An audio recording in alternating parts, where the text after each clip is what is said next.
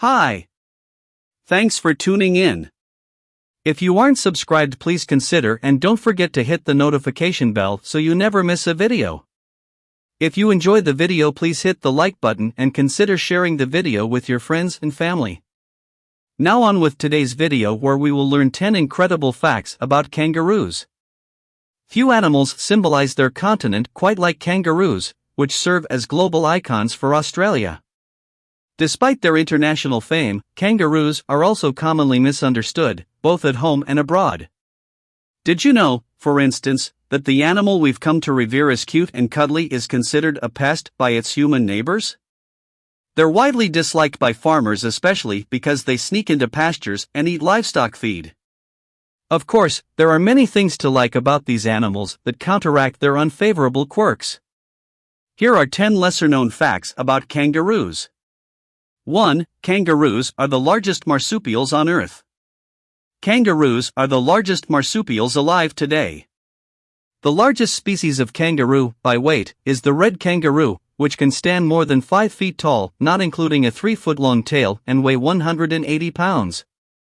Eastern gray kangaroos can be taller, with some adult males reaching nearly 7 feet, but they're also leaner, only weighing up to 120 pounds. Red, Eastern gray, and Western gray kangaroos are the most common species. 2. They come in many shapes and sizes. Kangaroos belong to the genus Macropus, which means large foot. Other members of that genus include several smaller but similar-looking species, but the distinction between them is not exceedingly clear. The smallest members of the genus are wallabies, while species of intermediate size are called wallaroos. The term kangaroo is sometimes used broadly for any of these animals, although it's generally reserved for the 4 largest: red, Eastern gray, Western gray, and antilopine kangaroos. It's also used for tree kangaroos, which belong to a different genus but are members of the wider taxonomic family known as macropods, which includes kangaroos, wallaroos, wallabies, tree kangaroos, podemelons, and quokkas. Outside the macropod family, tiny marsupials called rat kangaroos also bear a resemblance to their much larger relatives. 3. They're left-handed. Humans and some other primates exhibit handedness, or the tendency to use one hand more naturally than the other. Scientists once thought this was a unique feature of primate evolution, but more recent research suggests handedness is also common in kangaroos. Based on research with red kangaroos, Eastern greys, and red-necked wallabies, researchers have found the animals are primarily left-handed, using that hand for tasks such as grooming and eating about 95% of the time. Their hands also seem to be specialized for different types of work, with kangaroos typically using their left hand for precision and their right for strength. This challenges the idea that handedness is unique to primates, researchers say, noting it may be an adaptation to bipedalism. 4. Together they're called a mob. Kangaroos travel and feed in groups known as mobs, troops, or herds. A kangaroo mob may include a handful or several dozen individuals, often with loose ties that allow shifting membership among mobs. Males may fight over females in mating season by kicking, boxing, or even biting, but the group tends to be dominated by its largest male. Male kangaroos are known as bucks, boomers, or jacks, while females are called does, flyers, or jills. 5. Some can hop 25 feet.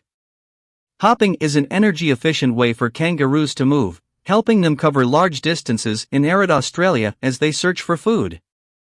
They usually travel at moderate speeds, but they are capable of sprinting when necessary. A red kangaroo can hop at 35 miles per hour, leap about 6 feet off the ground, and cover 25 feet in a single bound. 6. They use their tails as a fifth leg. When moving around smaller areas at a slower pace, kangaroos often incorporate their tail as a fifth leg. It may look awkward, but research on red kangaroos shows their big, muscular tails can provide as much propulsive force as their front and back legs combined.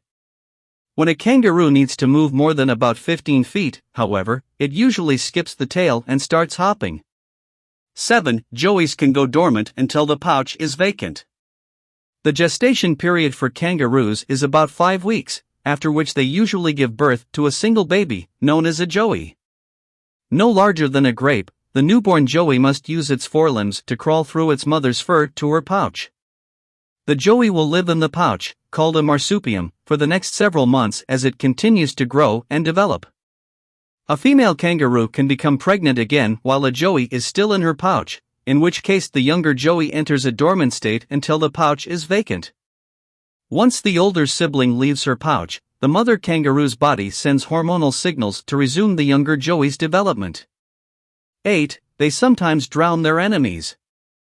Kangaroos don't have a lot of natural predators in Australia, especially now that large carnivores like thylacinids and marsupial lions are extinct. A few animals are known to prey on kangaroos, however, typically targeting joeys or adults from smaller species. These predators include dingoes as well as introduced species such as red foxes, dogs, and feral cats. When a kangaroo does find itself pursued by a predator, it often flees toward water. This can just be an escape strategy, since kangaroos are surprisingly good swimmers, again, thanks to that massive tail. But in some cases, the prey might be leading its pursuer into a trap. Once a kangaroo is chest deep in the water, it will sometimes turn around and confront the predator, grabbing it with its forelimbs and attempting to drown it. 9. Some may sacrifice joeys to predators. Fighting back against predators may be less realistic for smaller kangaroos and other macropods like wallabies, wallaroos, and quokkas. Mother macropods have been known to drop their joeys and flee upon being chased by a predator. In one study, female quokkas caught in wire traps tried to escape when they saw a human approaching. In the commotion, their joeys often fell from the pouch. Considering the muscular control that female quokkas have over the pouch opening, it seems likely that this is a behavioral response rather than accidental, researchers wrote. Worry not, the joeys were returned to their mother's pouches. This behavior has also been demonstrated by gray kangaroos and swamp wallabies. It might sound unthinkable to humans, but it could be an adaptive survival strategy, researchers suggest. Kangaroo mothers reproduce quicker than humans can, and when their lives are at stake, sacrificing one joey might be sensible, at least to them. 10. They eat grass like cows, but burp less methane. All kangaroos are herbivores, grazing mainly on grasses, but also some moss, shrubs, and fungi. Similar to cattle and other ruminant animals, kangaroos sometimes regurgitate their food and chew it as cud before digesting it.